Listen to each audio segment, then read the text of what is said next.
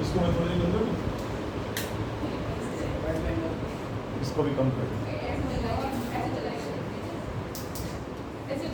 मान लीजिए cyclist bend नहीं होता, अंदर की तरफ नहीं झुकता, तो उसको अंदर की तरफ केवल क्या चीज लगेगी? फ्रिक्शन।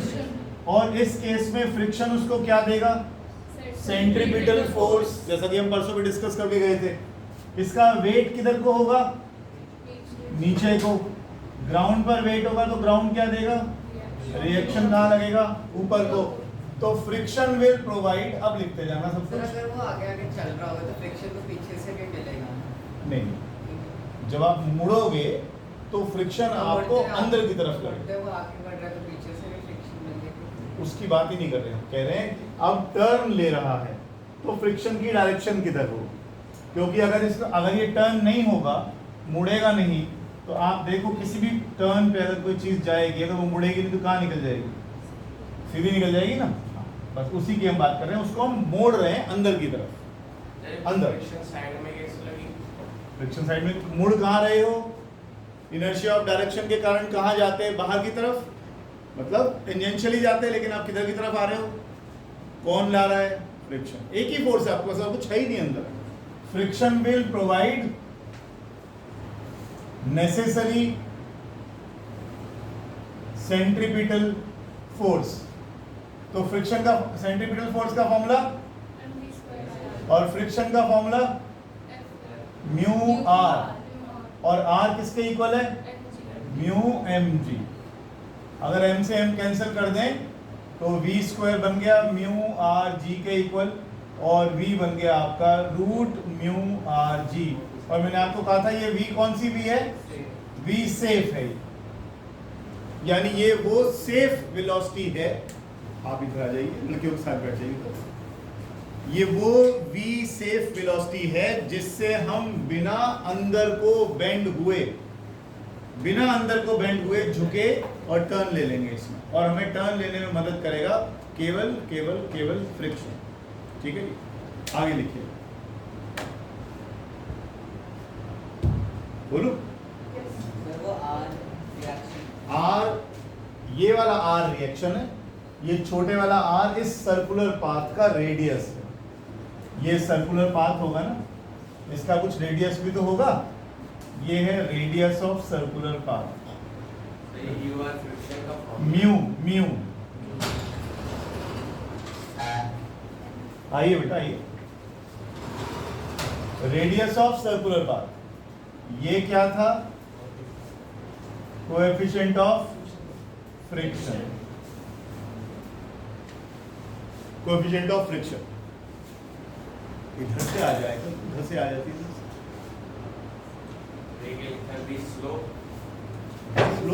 स्लोप का गुप्ता जी 2 साल तो हो गए आपको मेरे साथ ये चाइनीज राइटिंग पढ़ते हुए। We safe. आगे लिखे। Suppose, second part, suppose we do not want to depend on friction, तब क्या करें? मुड़ना तो अब भी है।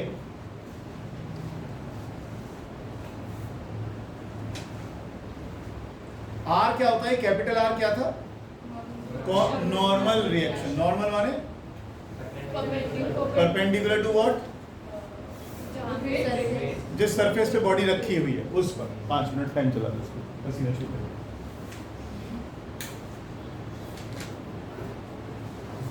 आगे चलते हैं, चलो कर ले।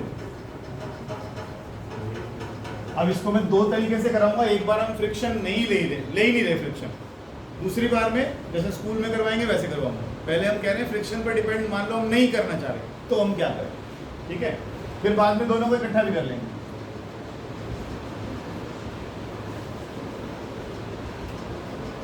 इस बार क्या हुआ कि साइक्लिस्ट बेंड कर गया अंदर को,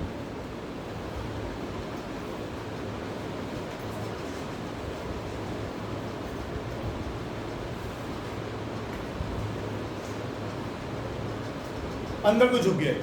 अंदर को झुकेगा तो क्या होगा? देखो वेट तो किधर होगा?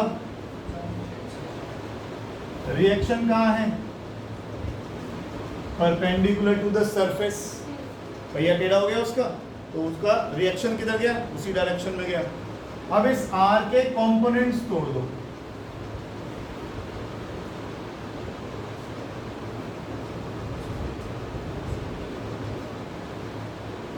और कोई फोर्स लग रही है? देखो जरा, वेट लग रहा है नीचे, फ्रिक्शन को छोड़ दिया मैंने, अभी फ्रिक्शन ले ही नहीं रहा हूं, ठीक है ना। फिलहाल अगर हम बात कह रहे हैं कि हम फ्रिक्शन पर डिपेंड नहीं करना चाहते, तब क्या करोगे? वेट किधर होगा? नीचे। R किधर लगेगा? इस सरफेस के परपेंडिकुलर। इसके कंपोनेंट्स तोड़ दिए हमने। क्या कोई फोर्स अंदर को दिखाई दे रही है? R sin थीटा क्या करेगा? नेसेसरी सेंट्रीपिटल फोर्स देगा। एक तो तू पीछे मत बैठा, अगर आ गया यहाँ पे तू ऐसी पीछे से पता नहीं लगता तेरा कि पढ़ रही है कि नहीं पढ़ रही। आ जा फटाफट आगे, यहाँ बैठा रहे, आगे से ज़्यादा समझ में आता है। यहाँ बैठ, सबसे पहली सीट पे बैठ। हाँ, धन्यवाद। R sin थीटा क्या प्रोवाइड करेगा आपको? Necessary centripetal force. तो R sin थीटा किसके बराबर आ गया? आगे यहाँ तक एक क्वेश्चन नहीं? अच्छा, R cos थीटा किससे बैलेंस हो रहा है? अगर मैंने डिवाइड कर दूं तो R गया sin theta upon cos theta.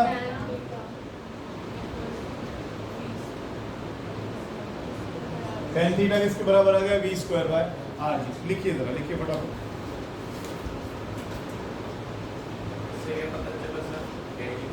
इससे क्या पता चला? इससे रिलेशन से एक चीज तो दिखाई दे रही है सामने सामने। जैसे जैसे वेलोसिटी बढ़ाओगे वैसे वैसे आपको थीटा की वैल्यू बढ़ानी पड़ेगी। जितना तेजी से मुड़ना चाहते हो बेंडिंग उतनी ज्यादा करनी पड़ेगी। आप लिख सकते हो चाहो तो नीचे इसको। v अगर ज्यादा होगी तो थीटा या tan थीटा भी क्या ज्यादा, माने bending will be more, bending will be more. अब आपको जितना तेजी से मुड़ना है मुड़िए, आपको बेंडिंग उतनी ही करनी पड़ेगी उस हिसाब से। फ्रिक्शन है ही नहीं इस केस में, अभी तक मैंने फ्रिक्शन लिया ही नहीं। फ्रिक्शन लेता तो केस दूसरा बनता। अभी हमने कहा कि हम फ्रिक्शन पर डिपेंड करना ही नहीं चाहते, ठीक है। नहीं करना चाहते तो फिर क्या करोगे? क्या कोई ऐसी फोर्स है जो आपको गोल गोल घुमा देगी? कौन सी फोर्स है वो रिएक्शन का कंपोनेंट R sin थीटा। वो रिएक्शन का कंपोनेंट R sin थीटा वो आपको इस टर्न पे मुड़वा देगा, ठीक। अब लिखो, बड़ा सा और करके लिख दो। और अब लो कि हम फ्रिक्शन भी चाहते हैं, और फ्रिक्शन चला हो जाएगा। बेंडिंग भी करो, फ्रिक्शन भी रखो, दोनों रखो। अब दोनों केस करो। ये स्कूल में डेरिवेशन आएगी आपको। लिखा नहीं? इधर से देखो।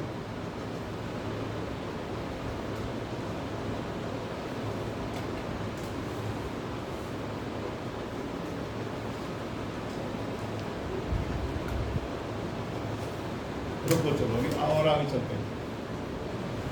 लिखो motion of a car on A curved road. Next heading डालो, वो फ्रिक्शन वाला पार्ट कार में करेंगे। Motion of A car on A curved road.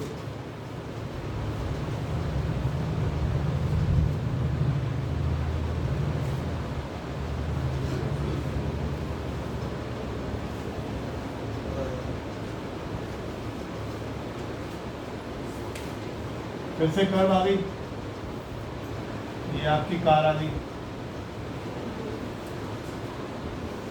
ठीक है। क्या कह रहे हो?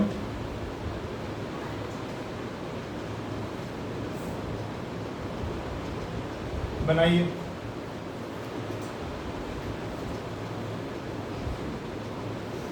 कार को देख के मुस्कुराइए, बनाइए।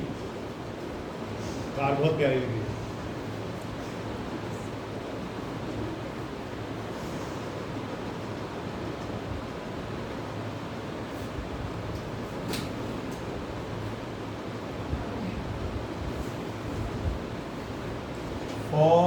Vertical equilibrium.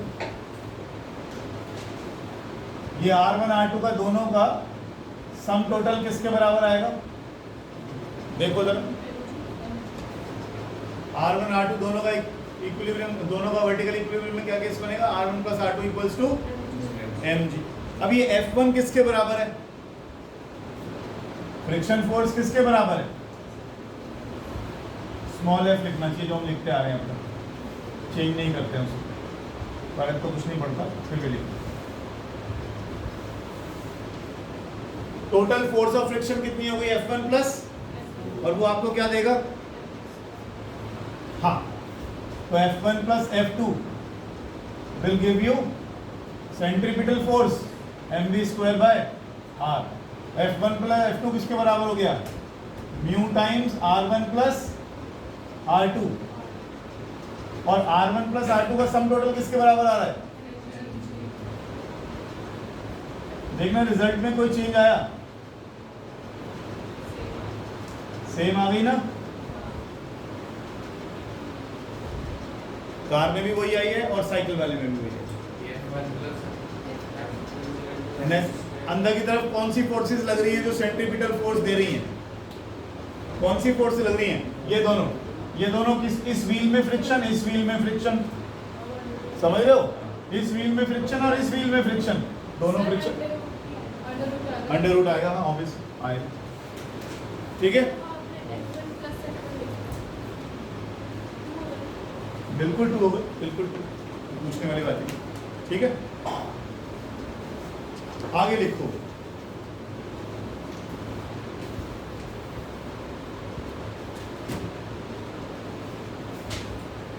circular motion of a car on a banked road, on a banked road.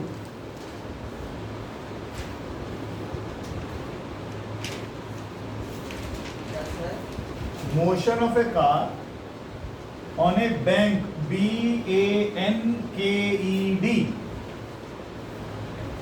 वही पंजाब एंड नेशनल बैंक वाली स्पेलिंग है, BANKED लगा देना, बैंकिंग ऑफ रोड्स। कल हमने उस दिन बात भी करी थी, भाई कार को तो आप उठा नहीं सकते ना, कार को तो बेंड कर नहीं सकते अंदर को, रोड को उठा सकते हो, उसे कहते हैं बैंकिंग ऑफ रोड्स। परसों भी हम बात कर रहे थे। आपको ये तो कंफर्म हो गया कि अगर आपको तेजी से मुड़ना है, अगर आपको तेजी से मुड़ना है तो क्या करना पड़ेगा? आपको बेंडिंग करनी पड़ेगी, क्योंकि सिर्फ फ्रिक्शन से काम नहीं चल रहा है, सिर्फ फ्रिक्शन से काम नहीं चल रहा, फ्रिक्शन भी सेंट्रीपिटल फोर्स दे रहा है। और अगर सिर्फ फ्रिक्शन से निकालता हूं तो मेरा फॉर्मूला कितना बनता है? Root mu R G. लेकिन मेरी लिमिटेशन है, म्यू मेरा ग्राउंड के साथ फिक्स्ड है, रेडियस ऑफ कर्वेचर इस मोड का फिक्स्ड है, जी फिक्स्ड है, तो वी सेफ मेरी जितनी है उतनी रहेगी। लेकिन मुझे तो मान लो ये स्पीड आई 40 और मुझे तो मुड़ना है 70 की रफ्तार पे, अब मैं क्या करूं? तो साइकिल थी या मोटरसाइकिल थी तो मैंने उसको अंदर की तरफ को झुका दिया। इसका क्या करूं? कार का क्या करूं? कार को कैसे? रजनीकांत बनोगे? नहीं, रजनीकांत नहीं बनेंगे। कई पिक्चरों में आते नहीं ना, 2 ट्रक के बीच में से निकाल देते हैं, लेकिन यहाँ हम ऐसा नहीं करेंगे। हम रोड का बाहरी हिस्सा उठा देंगे, सड़क का बाहरी किनारा थोड़ा सा ऊंचा बना देंगे, वहां पर ज्यादा सीमेंट डाल देंगे तो ये उठ जाएगा। अब हमारी कार जो है वो देखो अपने आप ही झुक गई, ये मुड़ गई कार। अब इस पर लगने वाली सारी फोर्सेस एक बार रफ में बनाओ, देखें तुम्हें समझ में आई क्या? फ्रिक्शन भी बनाओ, R1 R2 भी बनाओ, mg भी बनाओ, सब कुछ बनाओ, रफ में बनाओ एक बार।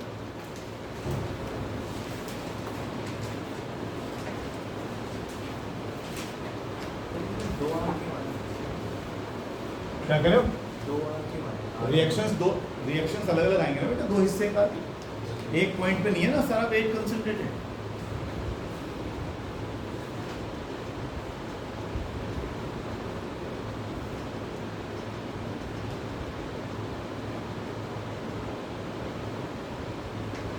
अंदर वाले टायर पे अलग रिएक्शन आएगा, बाहर वाले टायर पे अलग रिएक्शन।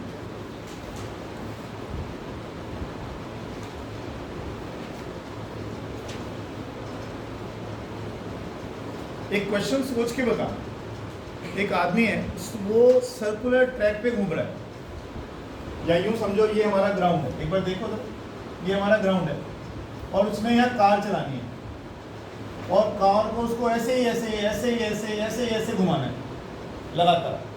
अब मुझे ये बताओ उसका अंदर वाला टायर ज़्यादा घिसेगा या बाहर वाला? सोच के बताओ ना, कल के लिए होंगे क्या तुम्हारा। जब आप गाड़ी को घुमाओगे ऐसे ऐसे ऐसे ऐसे ऐसे तो एक टायर तो अंदर की तरफ होगा, एक टायर बाहर की तरफ होगा। कौन सा टायर ज़्यादा घिसेगा और क्यों? क्यों भी बताना है, क्यों भी बताना, सोच के बताओ। समझ में आ गया क्वेश्चन? समझ में आ गया? अरे साइकिल घूम रही, गाड़ी घूम रही है, गाड़ी में एक पहिया इधर भी होगा। ये गुप्ता जी आप पूरा 3D देखोगे यहाँ, ये आप बैठे कार चला रहे हो, एक दो पहिए यहाँ लग रहे होंगे, दो पहिए यहाँ लग रहे होंगे, तो ये वाले पहिए पहले घिसेंगे या ये दोनों घिसेंगे? इसकी बात कर। ऐसे ही मोड़ोगे ना कार को, पूरा 3D दिखाना पड़ता है। पुरानी ऐसी इतनी खूबसूरत है मेरी। चलो उधर आ जाओ, फोर्सेस दिखाओ जरा कैसी कैसी लगाएंगे। ये क्या है, वो F कहाँ को लगाया है? ठीक है, फ्रिक्शन तो अब एक ही लगा दो।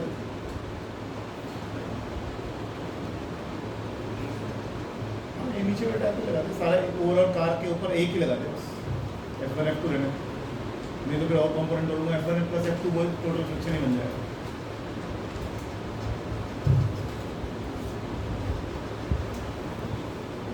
कंपोनेंट नहीं जोड़े इसमें तो क्या क्या दिखाओ जरा एक बार, कंपोनेंट दिखाओ कहाँ पर रुके। ये क्या है? एमजी का ये हो गया आर, सही जा रहा है। फ्रिक्शन के कंपोनेंट ही तोड़े, फ्रिक्शन भी तो टेढ़ा जा रहा है। फ्रिक्शन तुमने ठीक दिखाया, फ्रिक्शन के कंपोनेंट भी तो तोड़ो, सही जा रहा है। फ्रिक्शन के कंपोनेंट तोड़ो, फ्रिक्शन ठीक जगह दिखाया तुम लोगों ने भाई, सब कुछ ठीक कर रहे हो। ये रहा आपका इसका कार का वेट mg, ये आ गया नॉर्मल रिएक्शन। जैसे मोटरसाइकिल में किया वैसे कार में आपने क्या कर दिया? आपने तो अलग-अलग रिएक्शन। मैं मना किसका? एक साथ कर दो, कोई बात नहीं। ऐसा होता है, अब हम धीरे धीरे ना CM और CG इनको डिफाइन करना शुरू कर देंगे। यानी अब आप देखो, समझो बात, इस पार्ट को मैं इसमें इंक्लूड नहीं करता हूँ, एक मिनट रुको।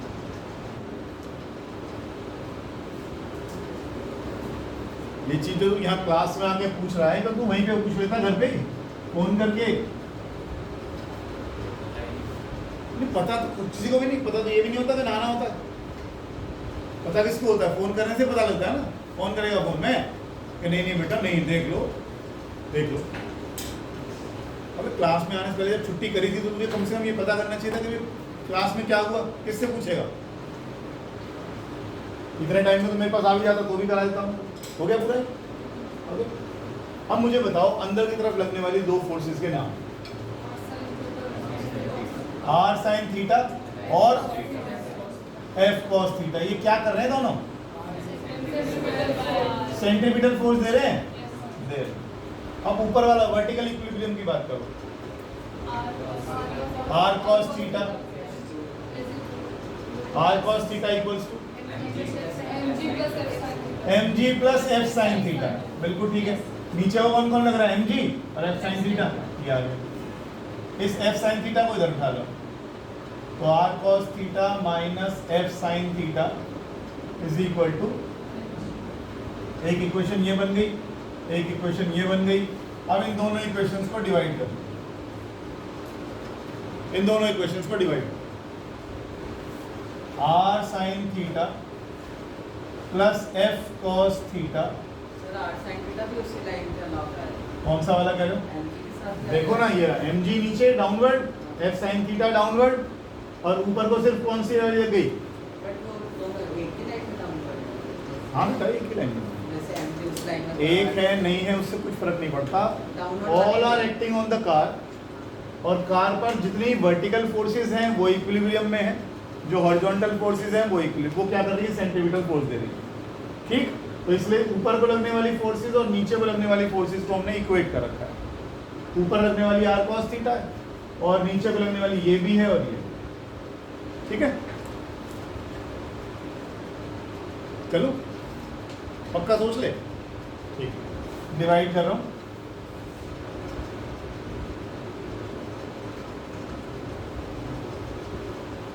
ये तेरा क्वेश्चन बिल्कुल अच्छा क्वेश्चन है कि लाइन ऑफ एक्शन क्या है, लेकिन इसको मैं अभी वहां भगाऊंगा नहीं, अभी मुद्दे भी चल रहा हूँ सीधा सीधा।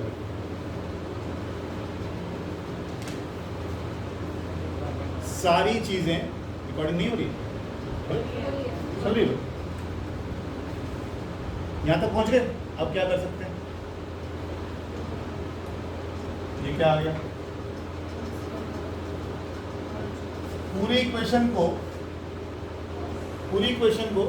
cos थीटा से डिवाइड कर, cos थीटा से डिवाइड कर दोगे तो f by r cos theta से डिवाइड कर, r cos थीटा से डिवाइड कर, किससे, r cos थीटा, तो ये क्या बन जाएगा tan थीटा, ये क्या बनेगा f बाय r, ये क्या बनेगा r1, ये क्या बनेगा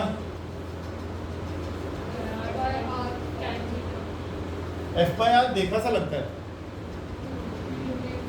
mu, f by r is mu is equal to v square by r, और f बाय, अब मेरे पास बोर्ड पे जगह कम होती जा रही है, मैं यहाँ से हटा के इसको सीधा लिख रहा हूँ यहाँ म्यू, ये क्या हो गया mu, mu is coefficient of friction, यहाँ से v का वैल्यू निकाल दो और आंसर आ गया।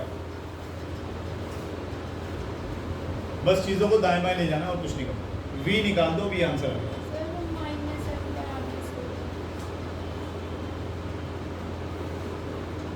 अपने आप नहीं होती कोई चीज, अगर गलती से रह गया तो बता दो मुझे कि गलत हुआ। यहाँ लिख लेना divide by r cos theta, divide numerator and denominator by r cos theta, ये आपके स्कूल में आएगा, डेरिवेशन आएगी स्कूल में पूरी की पूरी।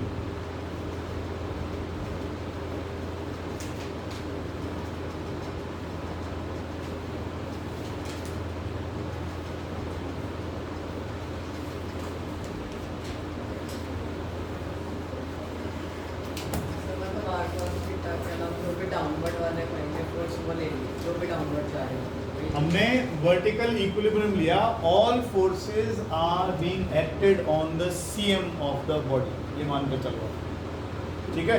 सभी चीजें एक ही पॉइंट पर हमने लगा रखी हैं, हमने R1 R2 भी नहीं करे इस पर, उसी बिल्कुल ठीक है, बिल्कुल ठीक है। आगे चलिएगा, बैंकिंग ऑफ रोड्स,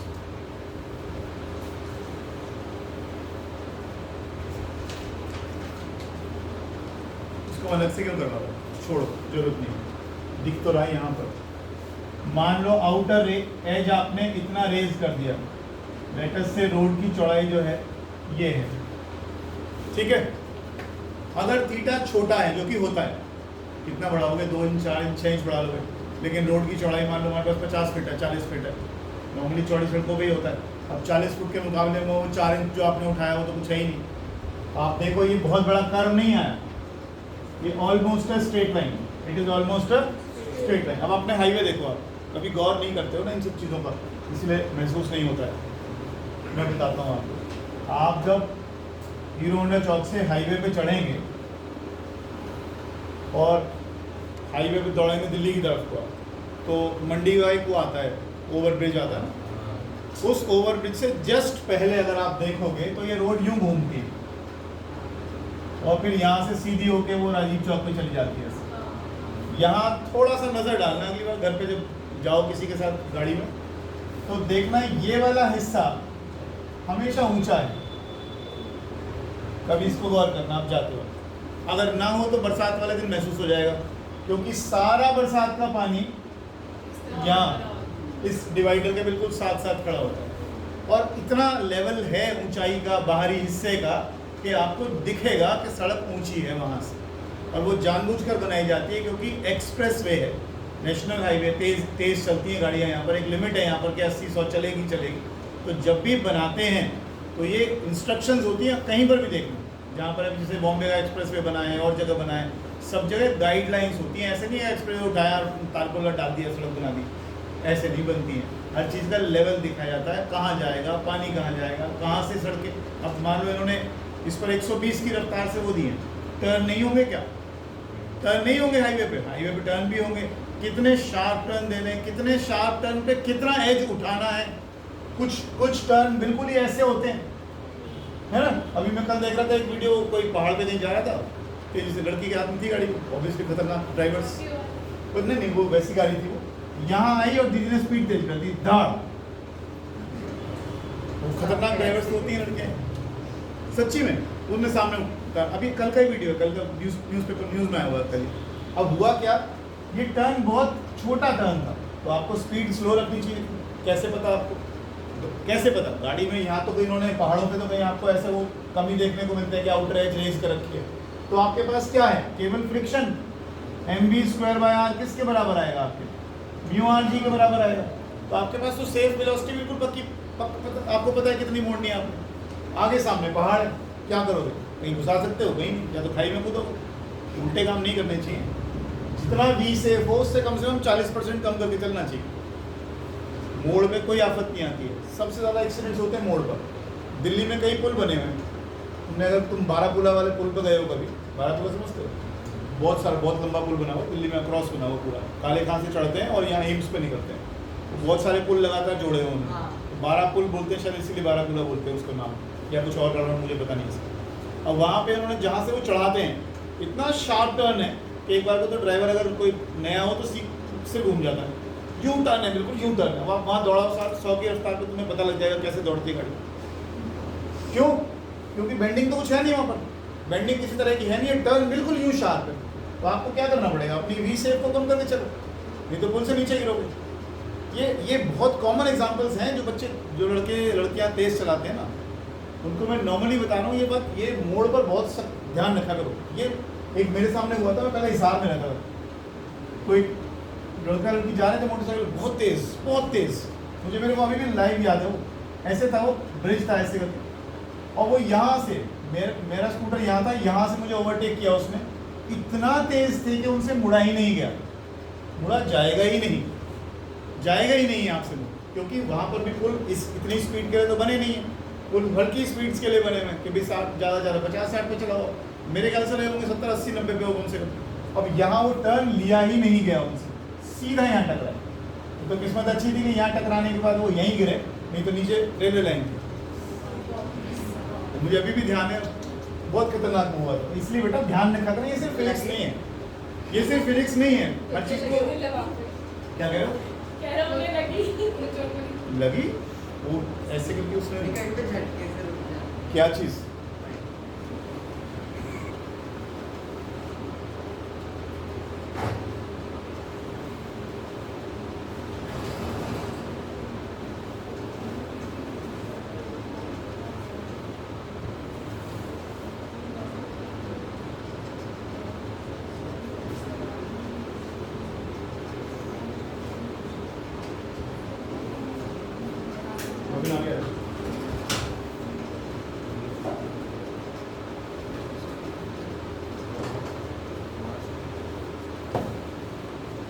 करें शुरू?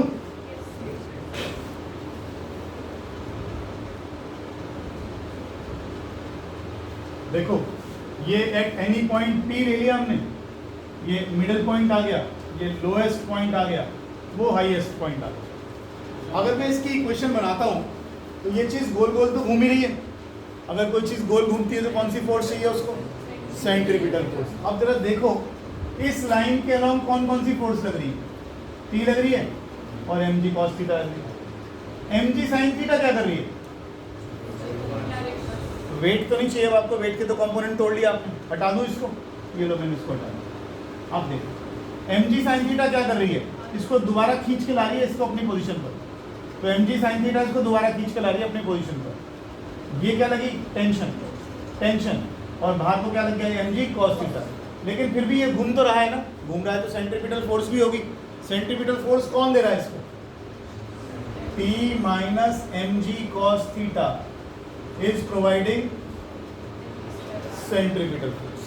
सही, मैं कह रहा हूँ इस धागे में तनाव होगा, खिंचा हुआ होगा अच्छे से, तो इसमें जो टेंशन पैदा होगी ये अंदर को लग रही है, वेट का एक कंपोनेंट बाहर को लग रहा है, ये ज़्यादा होगा या ये ज़्यादा होगा? अगर ये फोर्स ज़्यादा होगी तो धागे तोड़ देगी, ये फोर्स ज़्यादा होगी जब तो घुमाएगी इसको, तो T minus m g cos theta should provide the centripetal force. भाई अंदर वाली फोर्स ज़्यादा होगी इससे, जब तो खींच के ले जाएगी अंदर को, तो T minus m g cos theta will give you m v square by r. तो टेंशन का फॉर्मूला क्या बन गया, m g cos theta plus VL क्या है, VL वो वेलोसिटी है, VL वो वेलोसिटी है जिससे जो लोएस्ट पॉइंट पर दी गई है, और वो मैक्सिमम वेलोसिटी है जो आप दे सकते हो, मिनिमम वेलोसिटी जो आप दे सकते हो। VL क्या है, वो कम से कम वेलोसिटी जो आप इसको दोगे तो ये एक चक्कर लगा पाएगा पूरा। देने को तो कितना भी तेज दो, 10-12 चक्कर लगा दो, तो फिर तो उस केस में टेंशन भी अलग लगाएंगे नहीं, उसकी बात नहीं कर रहे हैं, हम कर रहे हैं मिनिमम वेलोसिटी। कितनी मिनिमम वेलोसिटी यहाँ इसको मैं दे दूँ ताकि ये एक राउंड पूरा चक्कर करके वापस आ जाए, फिर जाए ना जाए अपने को मतलब नहीं। बात समझ में आ रही, बात समझ में आ रही। अच्छा, एक और चीज़ ध्यान रखिएगा, eight highest point tension is approximately 0। Highest point पर इस पर जो टेंशन होगी वो ऑलमोस्ट कैसी होगी, 0 के बराबर। बस ये यूं जाएगा और ये यूं गिर जाएगा, तो टेंशन ना के बराबर, 0 नहीं कह रहा हूँ, 0 नहीं कह रहा हूँ, बहुत कम होती है, ना के बराबर होती है। नीचे तो क्या होगा, देखो यहाँ अगर मैंने बांधा हुआ है, इसको छोड़ा हुआ है मैंने, अभी कुछ नहीं किया मैंने इसको, तो ये रस्सी तनी हुई होगी ना, सोचो इसमें मैंने 1 किलो का मांस बांध दिया, तो ये रस्सी तनी हुई होगी ना, खिंची हुई होगी ऐसे करके, लेकिन जैसे जैसे ऊपर जाएगा ऊपर जाएगा ऊपर जाएगा ऊपर जाएगा ऊपर जाएगा, यहाँ आते आते इस रस्सी में अब स्लैग हो जाएगा तो गड़बड़ हो जाएगा, स्लैग होगा तो गिर जाएगा यहीं, इसलिए टेंशन तो है लेकिन ना के बराबर, बहुत कम टेंशन है यहाँ पर, और ये घूम के यहाँ पे आता है। अगर टेंशन अप्रॉक्सीमेटली 0 है वहाँ पर, अगर वहाँ टेंशन अप्रॉक्सीमेटली 0 है और मैं इस इक्वेशन में इसको डाल दूँ, कॉस कितना, हाईएस्ट पॉइंट पर कॉस, यहाँ से चले थे, सृष्टि क्यों समझ में नहीं आ रहा, यहाँ से चले थे, यहाँ से चले थे, यहाँ से चले थे, कहाँ पहुँच गए हो, कितना एंगल हो गया, फिर बोलो, cos 180 का वैल्यू कितना होता है, -1, cos 180 होता है -1, तो v किसके बराबर आ गया, ये आपने वेलोसिटी निकाल दी कहाँ, हाईएस्ट पॉइंट। लिखिए प्लीज,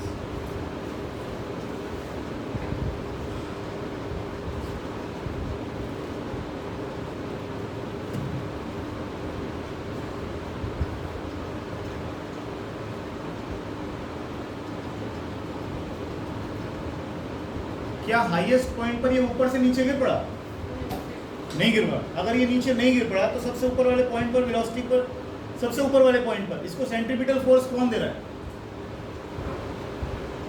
इसको सबसे ऊपर वाले पॉइंट पर सेंट्रीपिटल फोर्स कौन दे रहा है, mg। अगर ये टेंशन आपने 0 कर दिया यहाँ पर, तो नीचे की तरफ क्या लग रहा होगा, mg क्या दे रहा है उसको, सेंट्रीपिटल फोर्स। आप ऐसे भी निकाल सकते थे, v कितना आ गया, v कितना आ गया, √r, यहाँ भी ठीक है।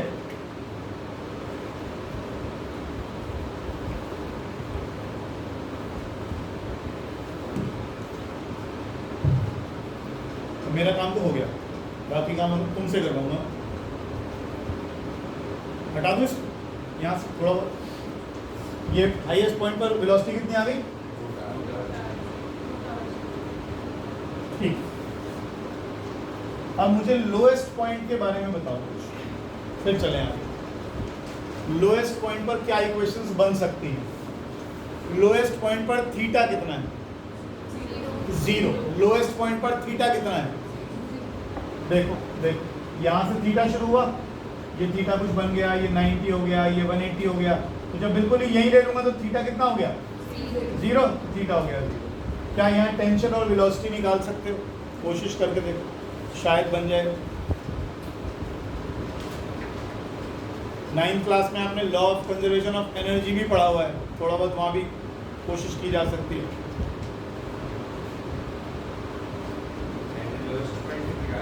लोएस्ट पॉइंट देखो,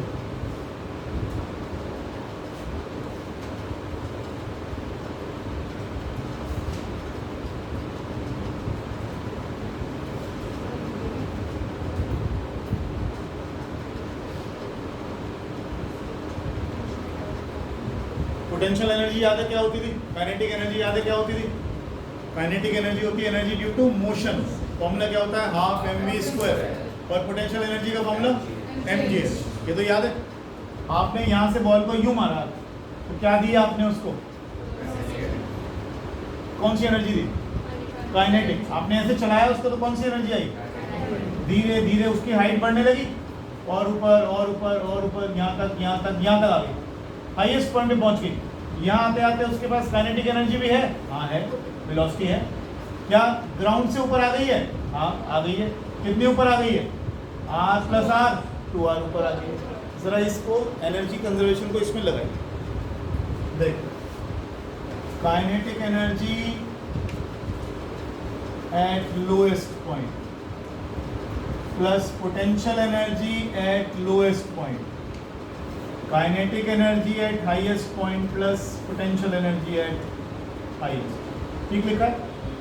मतलब हमने क्या लिखा? Energy at lowest point is equal to energy at highest point. जो नीचे होगी एनर्जी वही ऊपर होगी, एनर्जी का लॉस नहीं होगा। पोटेंशियल एनर्जी का सिंबल। ठीक है, लोएस्ट पॉइंट पर काइनेटिक एनर्जी कितनी है?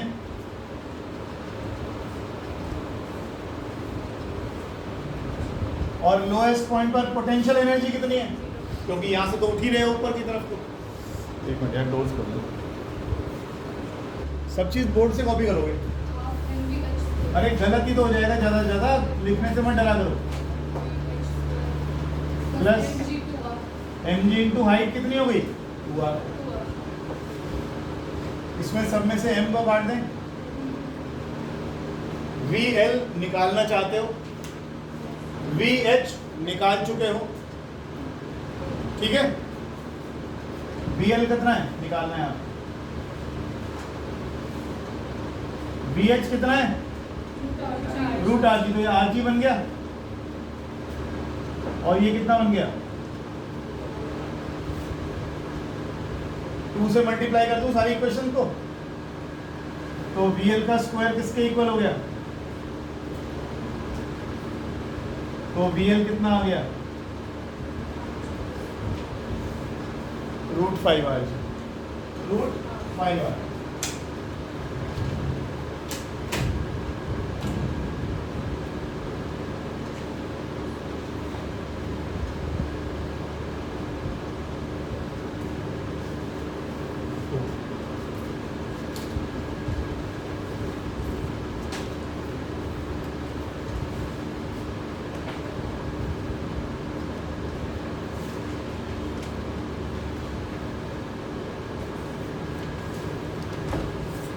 चीज समझ में नहीं आया तो बताओ दोबारा से। आ गई? सेम चीज लगाकर m पॉइंट पर आप पोटेंशियल एनर्जी का वो निकाल दो, वेलोसिटी। अब मैं रुक रहा हूं इसके लिए।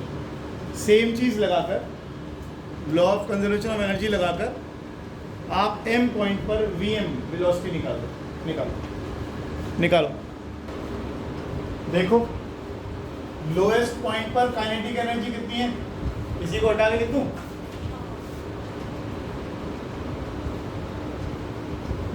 लोएस्ट पॉइंट पर काइनेटिक एनर्जी कितनी है? Half mvl²। पोटेंशियल नहीं है, m पर हाफ mvm²। और ये भी कितनी ऊपर उठ चुका है ग्राउंड से? r।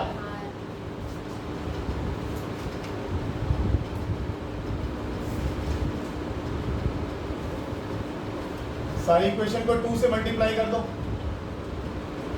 तो ये हो गया vl² vm² plus 2gr। vl कितना निकाल के आए हो अभी? √5rg। और 5 में से 2 माइनस करोगे तो 3rg। तो वेलोसिटी एट मिडिल पॉइंट कितनी आ गई? याद करना भी आसान हो गया। तो 5 3 1, नीचे 5 है, नीचे ऊपर 3rg है, ऊपर rg, यानी इवन वाले मिसिंग आ रहे हैं। हाँ, इवन मिसिंग है ना। 5 के बाद 4 मिसिंग है, 3 4 और 3 के बाद 2 मिसिंग है। अच्छा, टेंशन निकालो लोएस्ट पॉइंट पर, टेंशन निकालो मिडिल पॉइंट। जो समझ में नहीं आ रहा है वो पूछ लो कि मुझसे ये नहीं हो रहा है, मुझे बता दो, मैं दोबारा बता दूंगा। हाँ बोलो, कौन सा वाला पार्ट? जब आपने यहाँ से इसको ऐसे वेलोसिटी दी तो कौन सी एनर्जी आई? Kinetic energy. आप इसी को रेफरेंस लाइन ले रहे हो तो यहीं से हाइट नाप रहे हो, हाइट है नहीं तो पोटेंशियल एनर्जी कितनी आएगी? 0।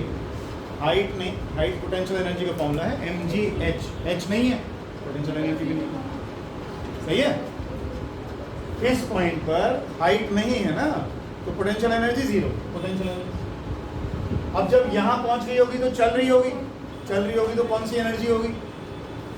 काइनेटिक। कौन सी एनर्जी होगी? हाफ mv² हो गई। क्या यहाँ जब पहुंचे हैं हम तो ग्राउंड से ऊपर नहीं उठ गए? कितना ऊपर?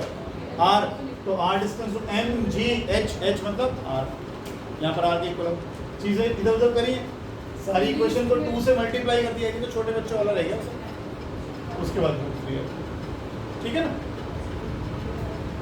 टेंशन निकाली, टेंशन लोएस्ट पे 6 mg, बताओ कैसे? यहाँ डाल दिया, एक सेकंड, ये हटा दूं जो लिखा हुआ है, ये हटा दूं जो लिखा हुआ बोर्ड पे।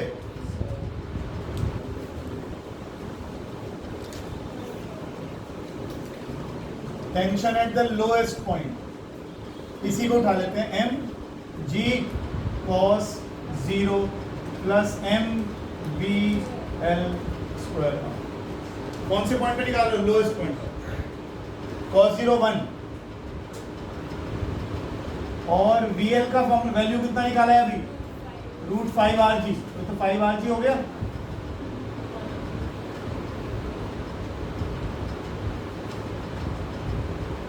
ये लोएस्ट पॉइंट पर टेंशन है। हाईएस्ट पर आप अप्रोक्सीमेटली 0 ले रहे हो, हाईएस्ट पर अप्रोक्सीमेटली 0 तभी तक है जब तक आप यहाँ पर इतनी वेलोसिटी दे रहे हो मिनिमम के एक ही चक्कर लगेगा। अगर आपने तेज फेंक दिया इसको यहाँ पर √5rg की जगह √10rg कर दिया तो यहाँ पर आते आते भी ये वेलोसिटी अटेन, यहाँ पर भी टेंशन आएगी, टेंशन नहीं रुकेगी, फिर यहाँ पर ज़्यादा आएगी।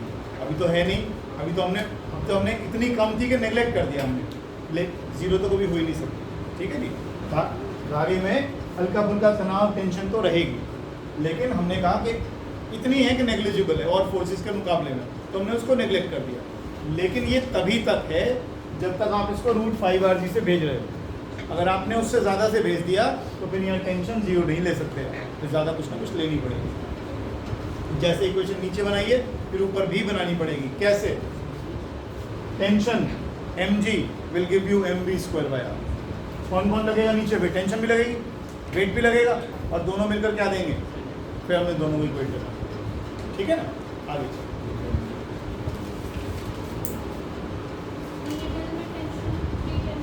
3 mg है मिडल वाले पे, टेंशन आ रही है 3 mg। निकाल लिया? किसने नहीं निकाला? निकालो, जल्दी निकालो। इसी इक्वेशन से निकालिएगा। हाँ, मिडल पॉइंट पे तेरा थीटा कितना हो जाएगा? 90, तो cos 90 0, सिर्फ mv² आ रहेगा, और v की जगह डाल दो √3rg।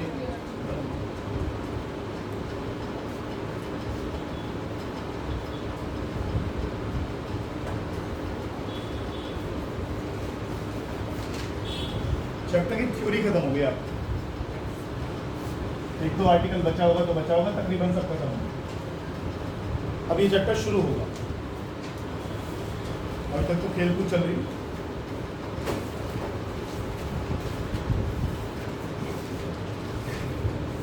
मैं आगे नहीं जाऊंगा बिल्कुल भी, अब इसी चैप्टर को रिवाइज करना मुझे, और पीछे के चैप्टर्स। एक क्वेश्चन लिखो, एनसीईआरटी क्वेश्चन।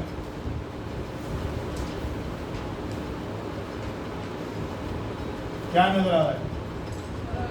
क्या बात है, देखा ड्राइंग देखो, ट्रक अच्छी हो गई, सुधर गई। ये ट्रक है जी, और इसके पीछे जो रियर साइड है, इसमें यहाँ पर इन्होंने बॉक्स रखा हुआ है 40 kg का। ये ट्रक जा रहा है 2 मीटर पर सेकंड स्क्वायर के एक्सेलरेशन से आगे की तरफ, और जो ये बॉक्स जहां रखा है यहाँ पर कोफिशिएंट ऑफ फ्रिक्शन दिया हुआ है 0.15।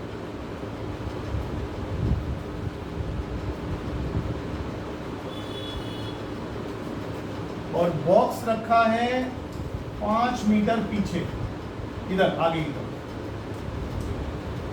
ठीक है, बताइए, क्वेश्चन लिख लीजिएगा प्लीज। और एक चीज और लिख लेता हूं, ट्रक स्टार्ट्स फ्रॉम दिस, शुरू में रुका हुआ था,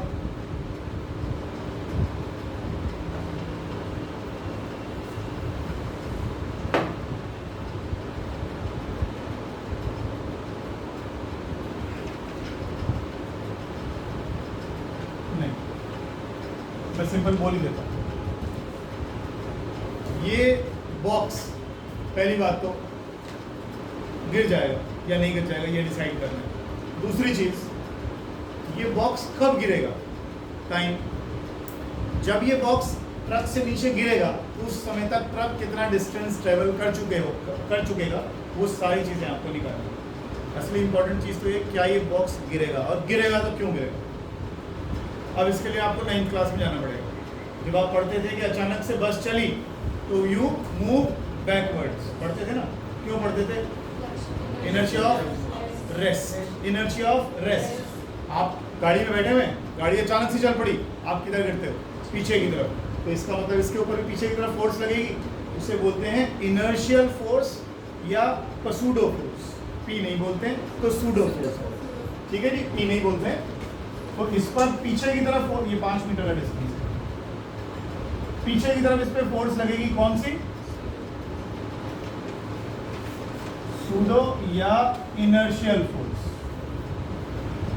वो जो आप कह रहे हो पीछे को झटका लगेगा, वो पीछे की तरफ फोर्स लगेगी।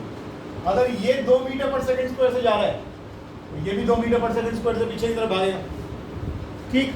लेकिन ये कैसे पता लगे कि फ्रिक्शन इसको जाने देगा, क्या पता फ्रिक्शन इतना ज्यादा हो कि ये बॉक्स के लिए ना, पहले फ्रिक्शन तो पता कर लो फिर सोचेंगे कुछ। सूडो फोर्स कितनी लगी वो पता लगाओ, फ्रिक्शन कितना है वो पता लगाओ। अगर सूडो फोर्स ज्यादा हुई फ्रिक्शन से तो चलेगा, समझ में कुछ नहीं आ रहा किसी के, इधर दोबारा देखो, सिंपल, कोई सूडो फोर्स नहीं। ये ट्रक झटके से आगे, इधर देखो, ये ट्रक झटके से आगे चलेगा, ट्रक किस पर है स्टार्टिंग में, अचानक से एक्सेलरेट करेगा, ट्रक एकदम से एक्सेलरेट करेगा तो इस पर झटका लगेगा पीछे को, ये फोर्स लगेगी पीछे को, लगेगी। फ्रिक्शन अगर हुआ तो फ्रिक्शन रुकेगा, रुकेगा। अगर ये फोर्स फ्रिक्शन से ज्यादा हुई तो ये बॉक्स चलेगा। अगर ये फोर्स फ्रिक्शन ज्यादा रहा और फोर्स कम हुई तो ये बॉक्स हिलेगा ही नहीं, ट्रक को लंदन ले जाओ।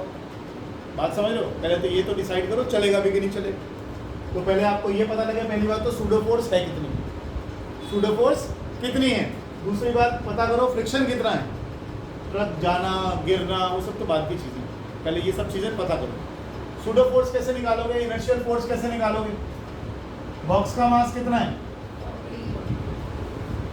फोर्स का फॉर्मूला होता है में 40 किलो का बॉक्स और 2 मीटर पर सेकंड स्क्वायर की एक्सेलरेशन, कितना आ गया, 80 न्यूटन का फोर्स लगा पीछे की तरफ, झटका लगा इसको जोर से। फ्रिक्शन कितना है, म्यू एम जी,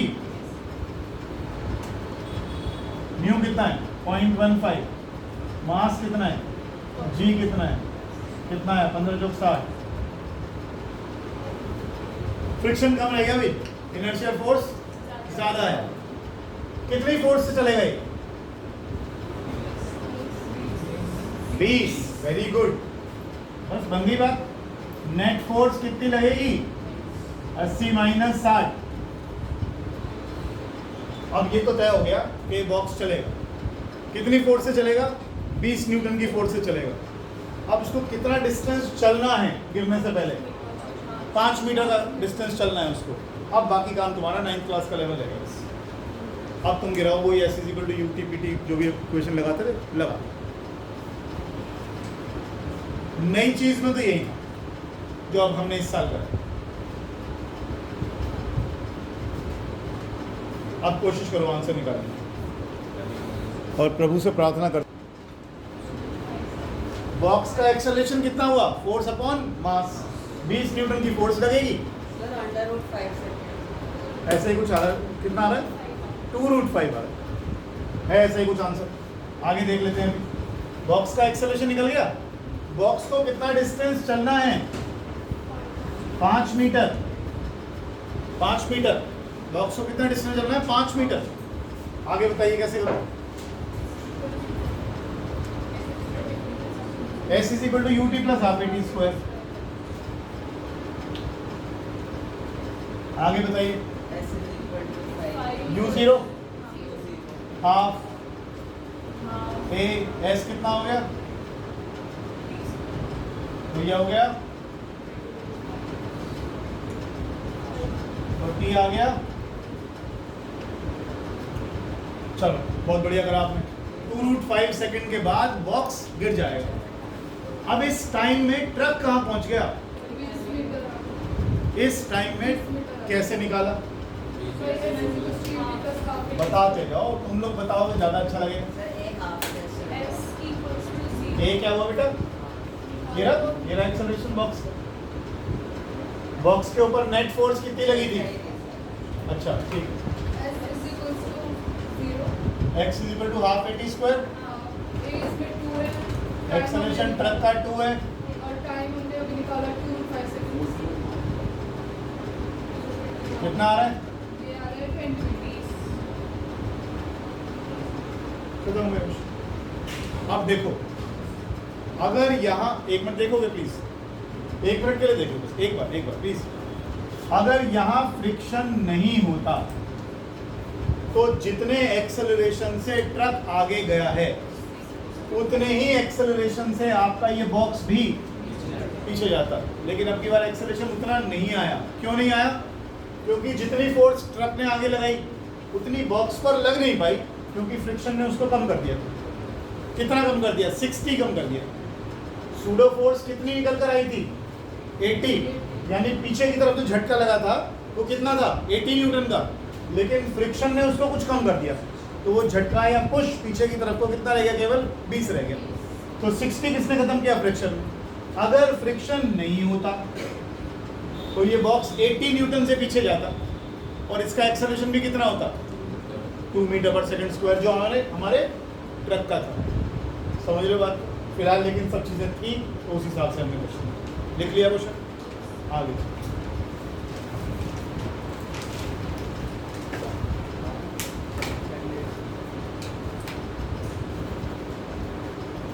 हटा दो बेटा, लाइट्स मत ऑन करो। अंदर आ जाओ अंदर।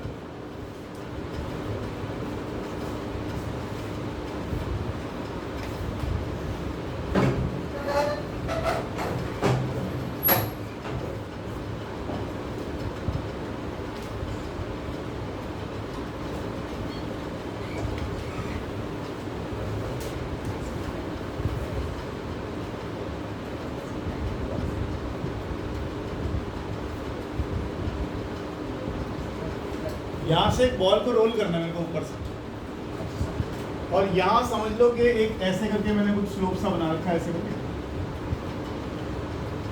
यहाँ पर बॉल को इतनी वेलोसिटी चाहिए कि ये एक चक्कर पूरा लगा ले। इसे कहते हैं लूपिंग द लूप।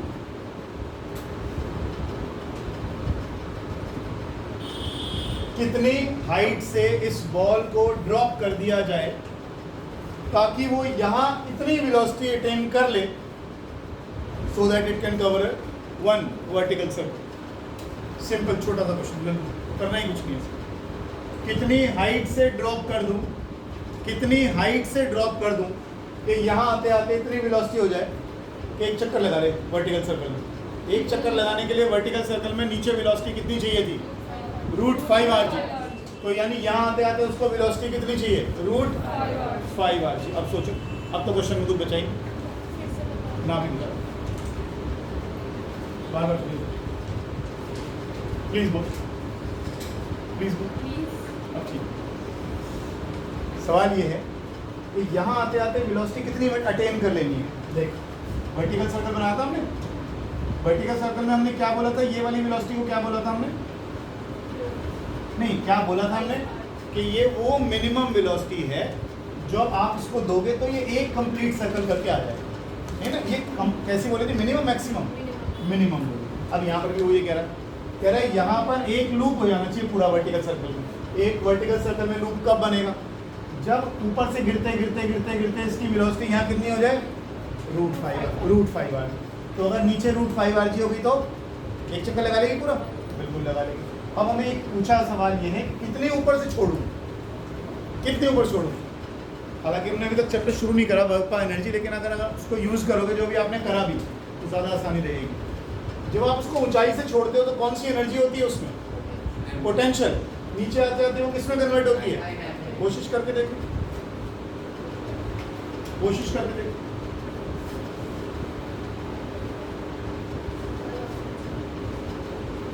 और कुमार जी कैसे हो? बढ़िया।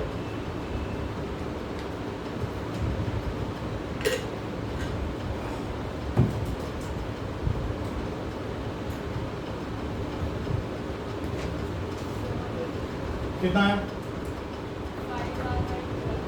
5r/2। हाँ 5r/2 HR 5r/2 कैसे आया? कैसे आया बताओ बताओ। सर हाईएस्ट पॉइंट पे MGH होगा, हाईएस्ट पॉइंट पर MGH होगा डायरेक्ट जीरो, और नीचे नीचे हाफ MV² नीचे हाफ mv² होगी। बिल्कुल ठीक है। अब MV² 5r और 2gh = v², और v² कितनी चाहिए मुझे नीचे?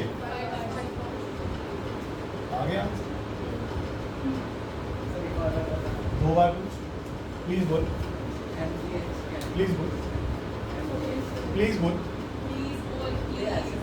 बेटी जब बॉडी ग्राउंड से ऊपर रखी होगी तो कौन सी एनर्जी होगी? बेटा अंदर आ जाओ, लाइट्स पहनो, बंद कर दो सारे, नहीं तो हम भी चलेंगे तुम्हारे साथ ही। फिर जब आप हाईएस्ट पॉइंट से फेंको, किसी ऊंचाई से इसको छोड़ोगे तो ऊंचाई पर क्या होगी इसके पास? पोटेंशियल। फॉर्मूला बताओ। होगी वो एनर्जी धीरे धीरे धीरे धीरे धीरे धीरे धीरे यहाँ आते आते हाइट तो खत्म। इधर देख, अब इधर देखना, बस वही जान। बस वही जानना था।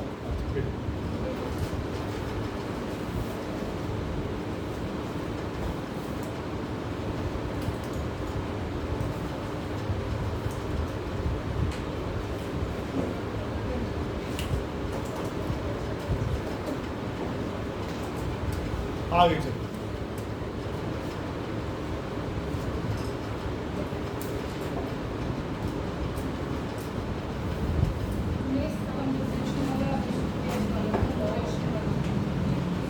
ये हमारे पास एक टेबल आ गई।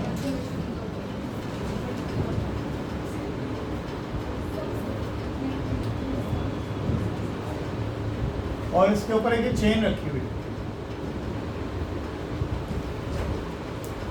ठीक। इस चेन की ओवरऑल पूरी लंबाई है कैपिटल L।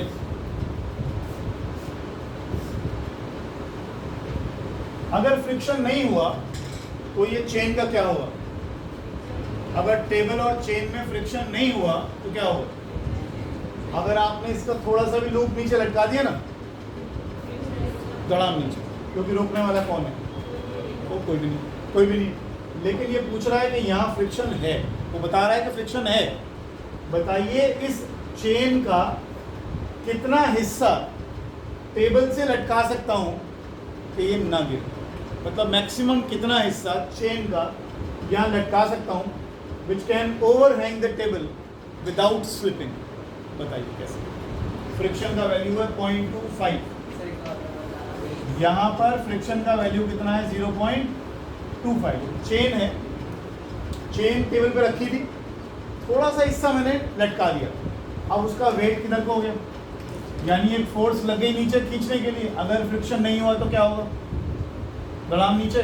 लेकिन ये कह रहा है फ्रिक्शन है, तो फ्रिक्शन इसको रोकेगा, और ये जो पोर्शन नीचे झूल गया है इसका वेट इसको किधर खींचेगा, और फ्रिक्शन किधर खींचेगा?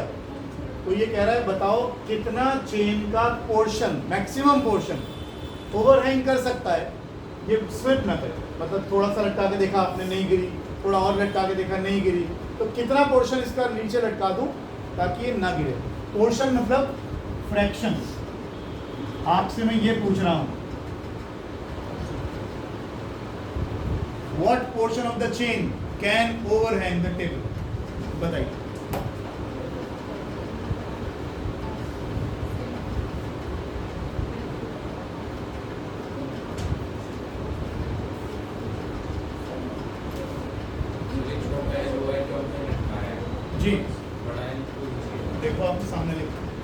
वाला क्वेश्चन। 12th वाले कर देंगे तो चॉकलेट खिलाऊंगा। सच्ची अगर कर दी तो आज ही खिलाऊंगा। हाँ शर्मा कोशिश करें।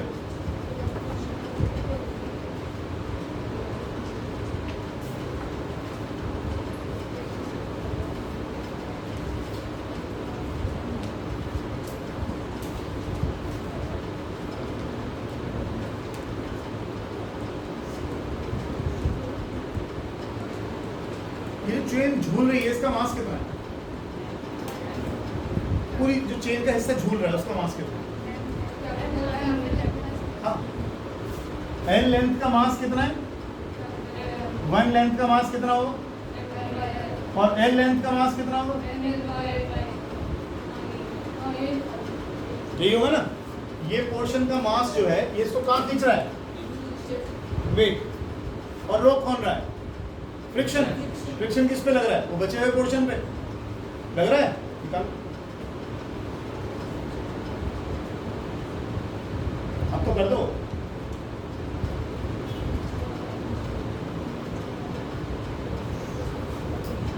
नहीं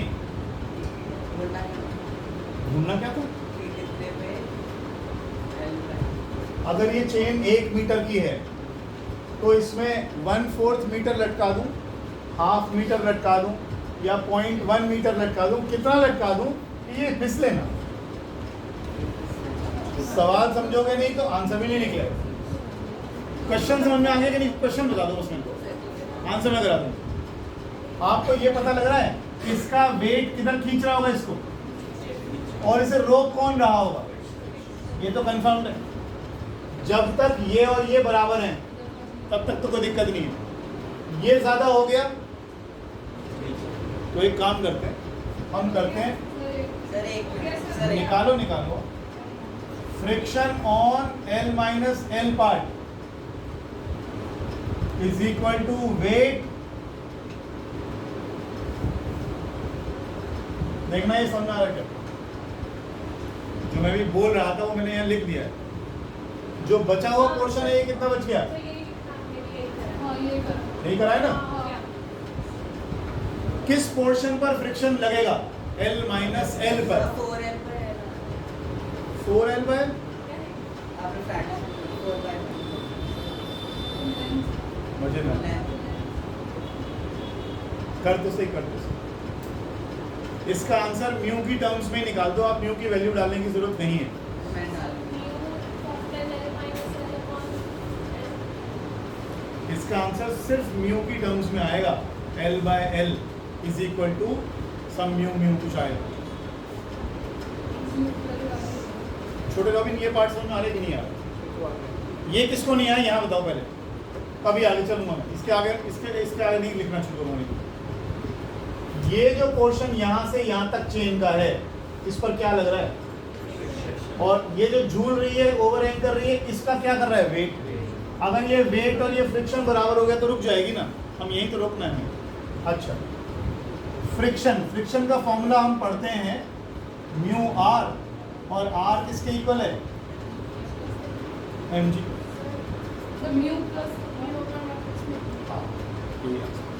म्यू अपॉन म्यू प्लस 1 या 1 प्लस म्यू।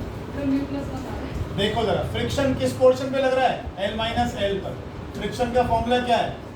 Mu mg। यानी म्यू चाहिए, इस चेन का मास चाहिए जो ऊपर है, और जी चाहिए, तो म्यू मिल गया। जो ये चेन ऊपर लटक रही है इसका मास कितना है?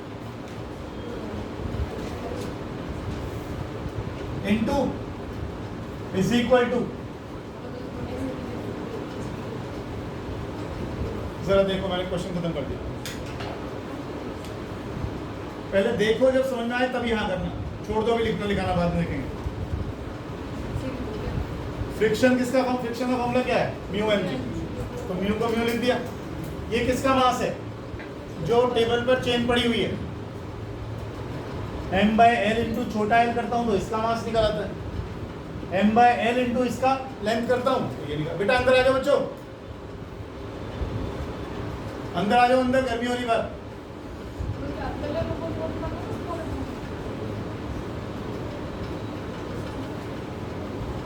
अंदर आ जाइए प्लीज। अच्छा,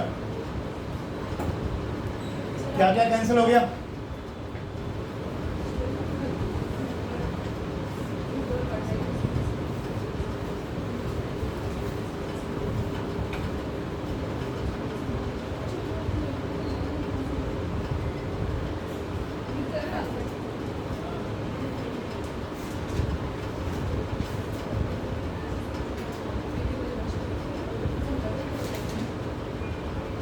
ऐसे क्वेश्चंस के लिए इसको शॉर्टकट बना के रखें। ये रिजल्ट्स याद रखें, रिजल्ट्स। परसों से न्यूमेरिकल शुरू हो जाएंगे इसके प्रॉपर तरीके से, तो कम से कम थ्योरी पढ़ के आना पूरी।